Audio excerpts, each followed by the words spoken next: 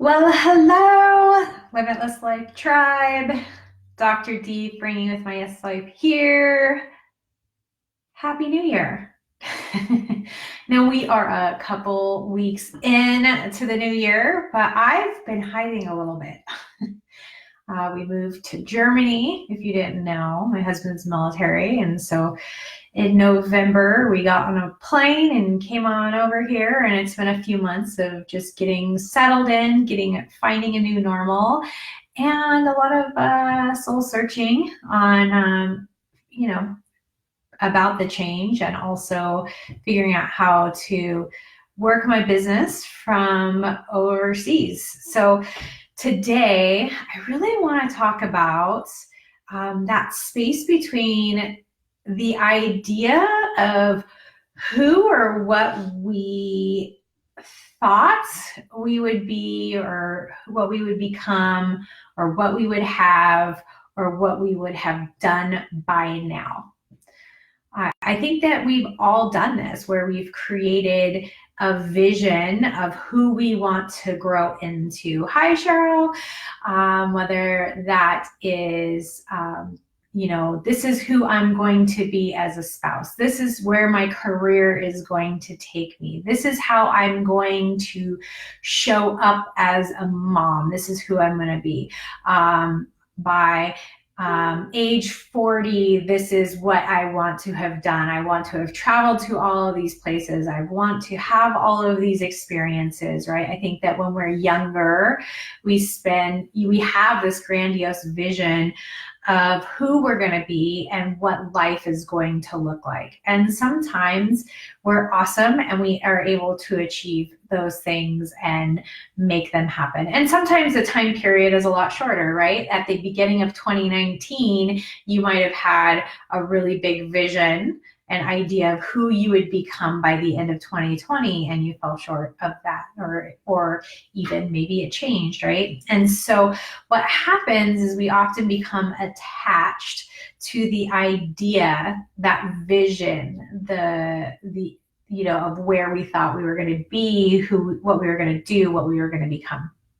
And sometimes this attachment to the vision is super positive. It causes us to create burning desire and commitment that drives us into action so that we create that vision. So attachment to the idea isn't always bad, but sometimes, and probably more often, especially when you haven't created that outcome, that result, that idea that you had, is it can be negative. And that shows up in terms of a lot of disappointments, self-abuse, like beating yourself up because you didn't make it happen, you didn't achieve that thing by this time, you are a different type of mom, your career is not where you thought it was going to be, any of those things, right? We often make these ideas of who we think we're going to become, what we're going to achieve, super a big part of our identity, right? Of who we are becoming. Even though we're not there yet, it becomes part of our identity.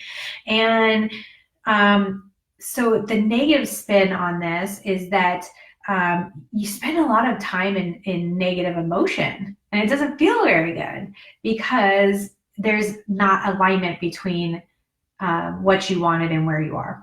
And so sometimes this shows up in thoughts like not being where you should be, quote unquote, that you should be further along, and that the fact that you're not there, you're making it mean something about you. What's the story that you're telling about yourself? Sometimes people think it means that they're incapable or unworthy, that they're a loser, they're stupid, they're broken, there's something wrong with them, right? Because they just don't have enough discipline, they can't figure it out. And so instead of doing all that, which I think it's very easy to fall into that negative feedback loop, I want to give you permission and a tool so you don't have to live in that space. And what that is revision. You are the author. You get to write the story. You get to write the idea of who you are and who you're going to become. You're the person that gets to author that goal. You're the person that gets to design that vision for yourself. And so sometimes you just need to revise the idea, right? Because who you are today, right now in this moment, is you're not the same person who designed that original vision and goal. You're not. Time has passed. You are no longer that same person for one reason or another. And it's not always bad, right? Sometimes we set out, from who we were. We think, oh man, this is going to be so great. This is exactly what I want. This is how I'm going to do it. This is what I'm going to move towards. And you take all this action, and that creates a alternate outcome, right? So we think when we get started that this is where we're going to end up. Hey, Becky, how are you? But, as you take action, the outcome changes. It's not what you anticipated. Maybe as you've taken action, you've moved forward, you've learned some lessons along the way that you didn't anticipate. And maybe you've come up with some new ideas along the way about who you are and what you want. And maybe it's because the original idea didn't serve you in a positive manner, right? Maybe you came up with this goal and vision that was just unrealistic. It was based on what other people thought you should be doing.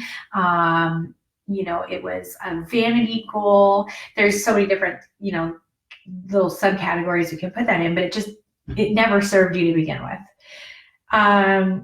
So revising that goal, revising that idea of who you were going to be allows for space. It creates space for the change you need to make now, today, as who you are now, not as who you were in the past. And so I don't understand what this note is. Not the one we used to think mattered. So it's creating space, like to come up with something new, something fresh, and not what we thought back then in the past, the old version of ourselves thought was important. And so, to go back to the metaphor, the analogy of writing, it is like writing. Right? When you go to write something, you maybe make your outline, you write your first draft, and then you go back and edit and revise it, right? Because a lot of times that first draft sucks. And it's through the revising that it gets better. And finally you have something that's ready to put out in the world, to publish, to get on the New York Times bestseller, right? So as long as you're open to looking at your old goals, the vision that you created, the ideas that you had about who you were going to become, what you were going to achieve, what you were going to have, here's the important part, look at them with curiosity, with love, with acceptance, rather than judgment and, self-flagellation. You can determine if they still serve you. Is that something that you still want to strive for? Sometimes we can just get so stuck on that vision that we don't even really question and say, is that even what I want? And so we're in a new year now. Yeah, 2020, right? And so most of us are in one way or another using the fresh start of the new year, whether it's resolutions, whether it's goals, whether it's habit change, or whatever label you're putting on it so that maybe you feel like inclined to do it. You have some sort of idea of moving forward, right? Hopefully you're not in that bucket of people who are like, F this, I'm never making goals, I don't need to change.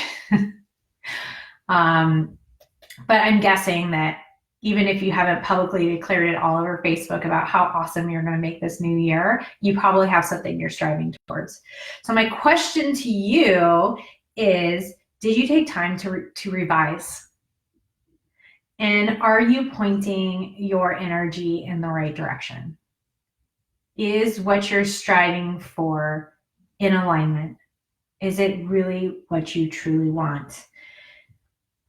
And I want to tell you that sometimes letting go of what we thought we wanted can be very, very hard.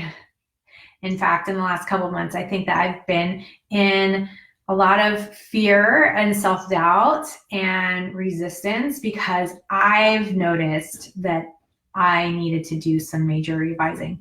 And I want to tell you that intentional revision is not the same as failure, right? Anytime you put intention, that awareness, it's not.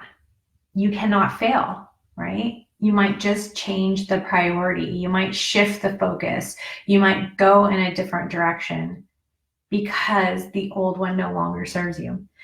And so it's so okay. It's totally okay to not end up where you thought you would, because growth can lead us to unexpected places.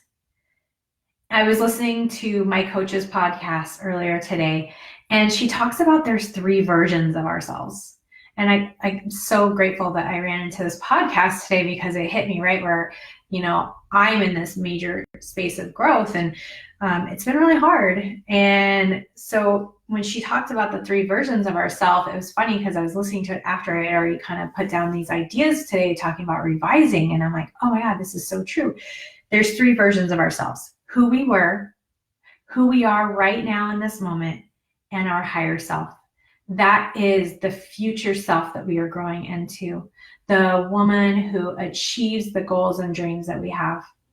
And sometimes she's a woman that needs to revise, right? But I think of my higher self as not necessarily achieving some specific concrete goal, but really like who I am as a person, what's in my heart, and what's my bigger purpose in life. And that person, she shows up to serve. She shows up with love. She helps people radically change their own lives so that they can have more joy, so that the world is a more joyful place, right? That's my higher self.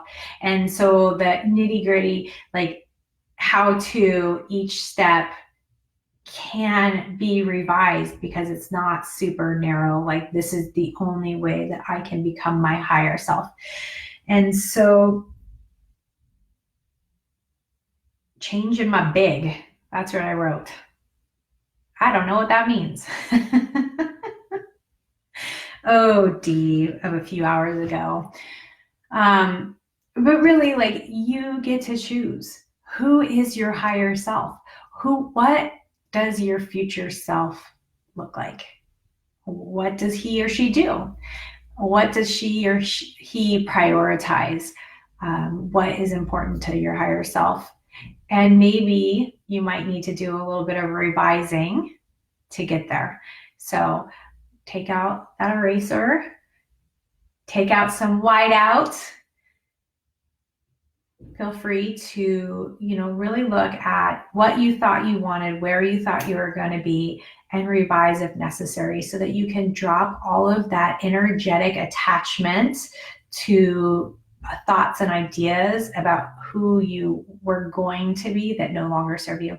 I hope you are having a fabulous Wednesday morning. It's evening here, as you can see. Wait, there's the window. Yeah, I'm going to go make dinner. Bye, y'all. Good to see you again. Ciao, ciao.